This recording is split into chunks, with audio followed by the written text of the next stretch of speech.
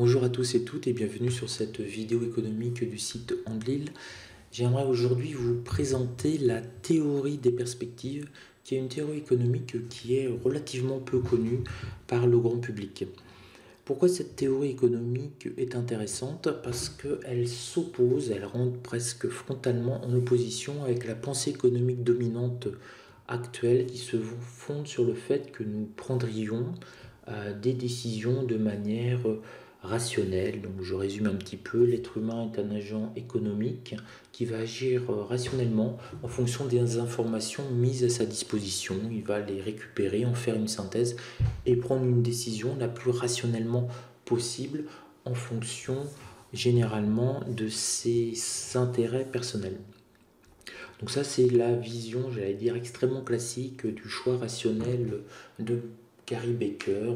Nous serions donc des êtres rationnels. Alors personnellement, je m'oppose totalement à cette idée que nous sommes des êtres rationnels. Pour moi, nous sommes avant tout des êtres pulsionnels et toute notre vie le montre. Nous avons des exemples tous les jours devant nous. Nous avons des êtres humains qui fument, ils savent très bien que fumer n'est pas rationnel parce qu'ils mettent en danger gravement leur santé. Nous avons des êtres humains qui roulent à 180 km/h sur l'autoroute, nous avons d'autres qui se droguent, etc. Et tout cela n'est absolument pas rationnel et nous savons très bien qu'il ne faut pas trop manger trop gras, trop salé, trop sucré, ne pas se droguer, ne pas tromper sa femme, etc. Nous avons en plus les 10 commandements, mais même si cela est rationnel de respecter tous ces interdits, nous le faisons quand même parce que nous sommes des êtres pulsionnels, nous avons un égo et cela rentre en conflit en permanence avec notre rationalité supposée. Alors la théorie des perspectives est intéressante parce qu'elle essaie de réfléchir sur notre processus de prise de décision. Comment nous prenons une décision? Comment se fait-il que je veux mettre à acheter une action ou à vendre une action? Quel est ce processus qui va me faire prendre une décision? Et dans la théorie des perspectives, ces deux économistes mettent le focus sur une idée qui est extrêmement intéressante, c'est que nous prenons nos décisions en fonction de la manière dont nous sont présentés les choix. C'est-à-dire que finalement nous serions extrêmement influençables et que nous nous baserions essentiellement pour prendre nos choix sur le marketing, sur les apparences. Donc elle est mal perçue, bien entendu, cette théorie des perspectives, parce que ça sous-entend que nous sommes des êtres influençables. Et bien oui, bien entendu, nous ne sommes pas parfaits, nous sommes des êtres influençables. Je vais vous donner un petit exemple, c'est une démonstration entre guillemets de l'efficacité de cette théorie, quelque chose de très concret. Je vous propose un investissement et je vais vous le présenter le même investissement de deux manières différentes et vous allez voir que vous allez réagir de manière différente selon la présentation de ce projet d'investissement. Présentation numéro 1, je vous propose d'investir avec moi de l'argent, mais je vous préviens, vous avez 10% de chance de perdre l'intégralité de votre capital. Là, je ne suis pas sûr que je vais récolter beaucoup d'argent et que cela vous intéresse. Je vous présente d'une seconde manière, le projet, vous allez voir, c'est exactement le même. Si vous investissez dans mon projet, vous avez 90% de chance de gagner 100 000 euros. Deux présentations. Présentation numéro 1, vous avez 10% de chance de tout perdre. Vous avez 90% de chance de gagner 100 000 euros. Et bien là, je suis sûr qu'avec la seconde proposition, il y a beaucoup plus de chances que vous acceptiez d'investir dans mon projet, alors que c'est exactement la même chose. Et là, on a de base absolument toute la publicité, tout le marketing des grands groupes. Je vous prends un exemple, la Française des Jeux.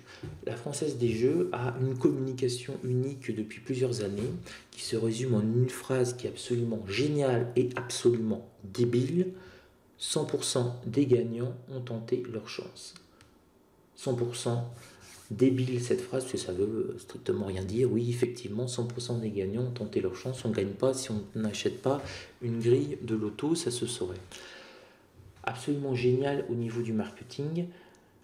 Elle incite énormément parce que on veut être un gagnant on n'a qu'à tenter notre chance et en plus, on a 100% de chance de gagner si on gagne.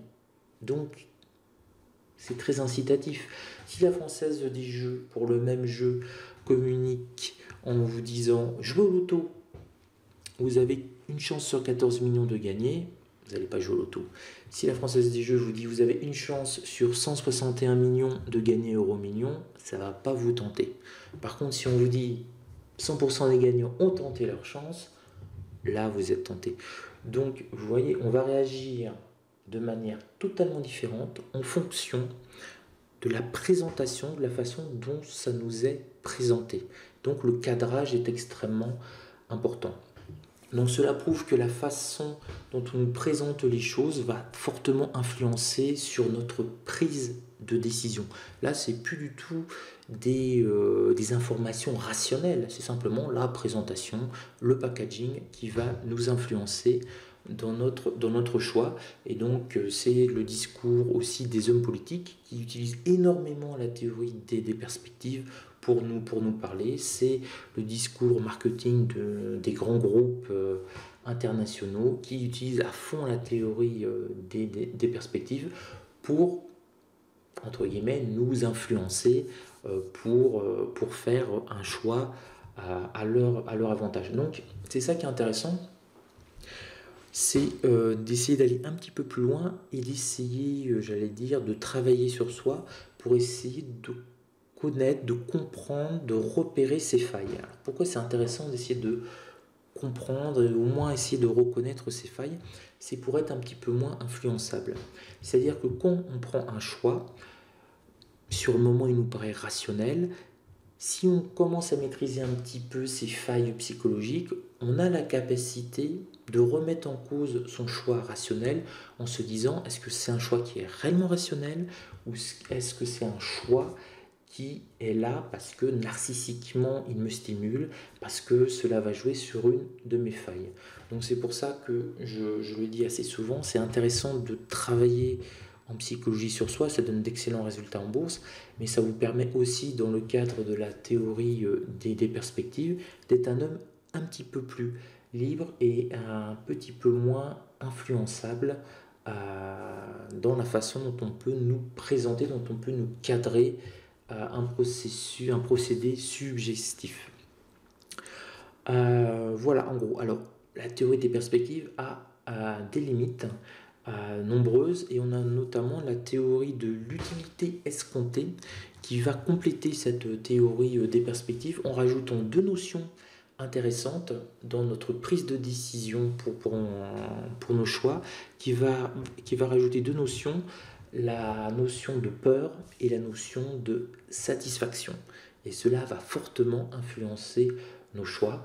Et donc la théorie des perspectives va être améliorée par la théorie de l'utilité escomptée, mais ce sera la prochaine vidéo.